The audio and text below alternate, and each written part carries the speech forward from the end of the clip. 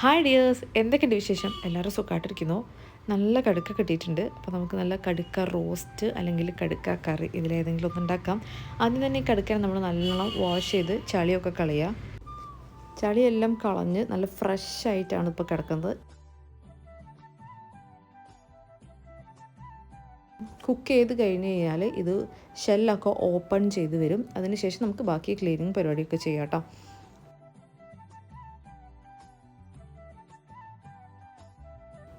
കടുക്ക നല്ലോണം വെട്ടി തിളച്ചത് ആ ഷെല്ലൊക്കെ ഇതുപോലെ ഓപ്പൺ ചെയ്ത് വന്നിട്ടുണ്ട്. ഇനി നമുക്ക് ചൂടാറി കഴിഞ്ഞ് കഴിഞ്ഞാൽ ഇത് മെല്ലെ ഇതിൽ നിന്ന് റിമൂവ് ചെയ്യാം.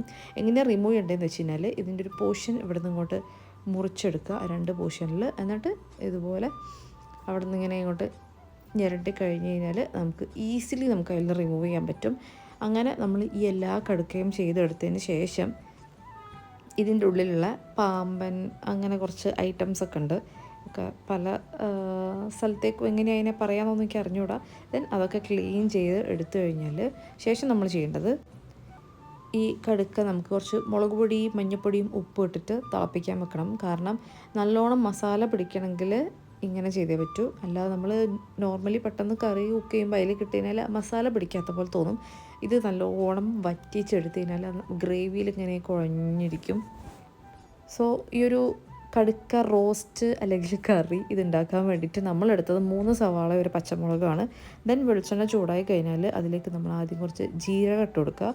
അതിന് ശേഷം നമ്മൾ ഈ അരിഞ്ഞു വെച്ച സവാള, പച്ചമുളക്, സവാള എങ്ങനെ വേണമെങ്കിലും അരിയാം. എനിക്ക് കുറച്ച് ചോപ്പ് ചെയ്തിട്ട് ചെയ്യാനാണ് കുറച്ചും കൂടി ഇഷ്ടം. ദെൻ ഇതൊരു ലൈറ്റ് ബ്രൗൺ ആയി കഴിഞ്ഞ് കഴിഞ്ഞാൽ നമ്മളതിലേക്ക് ഇഞ്ചി വെളുത്തുള്ളി പേസ്റ്റ് ഇടുക. ഞാൻ ഇഞ്ചി വെളുത്തുള്ളിയുടെ കൂടെ ഒരു പച്ചമുളകും കൂടി അടിച്ചിട്ടുണ്ട്.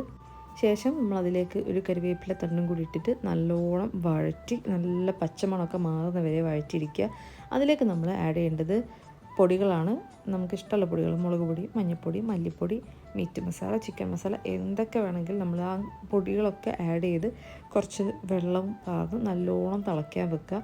അതിലേക്ക് നമ്മൾ നേരത്തെ കുക്ക് ചെയ്ത് നമ്മൾ നേരത്തെ മസാലയിൽ വറ്റിച്ച ആ ഒരു കടുക്കട്ടിട്ട് നല്ലോണം മിക്സ് ചെയ്തിട്ട് നല്ലോണം തിളപ്പിക്കുക. എന്നിട്ട് കുറച്ചൊരു ഡ്രൈ ആയി വരുമ്പോൾ നമ്മൾ അതിലേക്ക് ടൊമാറ്റോസ് ഇട്ട് കൊടുക്കുക. നേരത്തെയും ആഡ് ചെയ്യുക, തെറ്റൊന്നുമില്ല. ഞാൻ ലാസ്റ്റാണ് ആഡ് ചെയ്തത്. ദെൻ കുറച്ച് കുരുമുളക് പൊടി ആവശ്യത്തിന് എരിവൊക്കെ നോക്കിയിട്ട് ഇട്ട് കൊടുക്കുക. ദെൻ മല്ലിയില തൂവുക. ദെൻ വറ്റൽമുളക് ഇട്ടിട്ടൊക്കെ വറവ് ചെയ്യുക. ഞാൻ നോർമലി കടുക് മാത്രമേ പൊട്ടിക്കുന്നുള്ളൂ. അതതിലേക്ക് പാരുക. ദെൻ ഇതാണ് നമ്മളുടെ റോസ്റ്റ്. പക്കാ റോസ്റ്റ് എന്ന് പറയാൻ പറ്റില്ല, കുറച്ചൊരു ഗ്രേവി കൂടി ഉണ്ട്.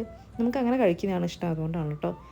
ദെൻ നല്ല കടുമാങ്ങ അച്ചാറും തൈരും ദെൻ നമ്മളുണ്ടാക്കിയ ഈ ഒരു കടുക്ക റോസ്റ്റും കൂടി സെർവ് ചെയ്യുക.